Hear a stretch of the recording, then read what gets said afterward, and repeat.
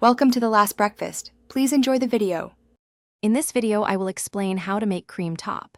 To achieve that delightful cream layer, you'll need fresh, unhomogenized whole milk. The key is its natural fat content, which allows the cream to separate and rise to the top when left undisturbed.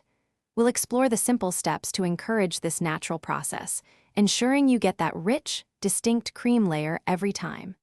It's a straightforward method that brings a touch of traditional dairy goodness to your home. The journey to perfect cream top begins with the right milk. Seek out fresh, unhomogenized whole milk, ideally from a local farm. This type of milk retains its natural fat globules, which are crucial for separation.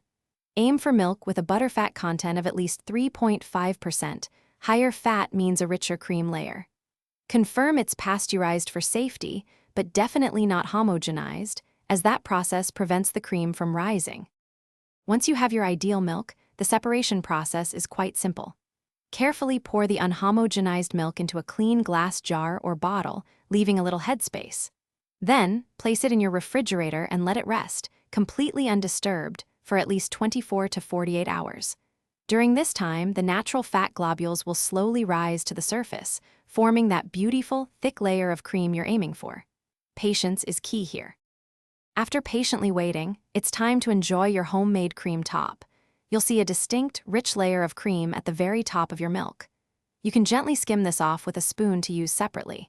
It's fantastic in coffee, over fresh fruit, or even for making your own butter. The delicious, lower-fat milk remaining underneath is perfect for drinking, cooking, or baking. Enjoy the natural goodness of your efforts. Thanks for watching. If this was helpful, leave a like and consider subscribing. See you next time.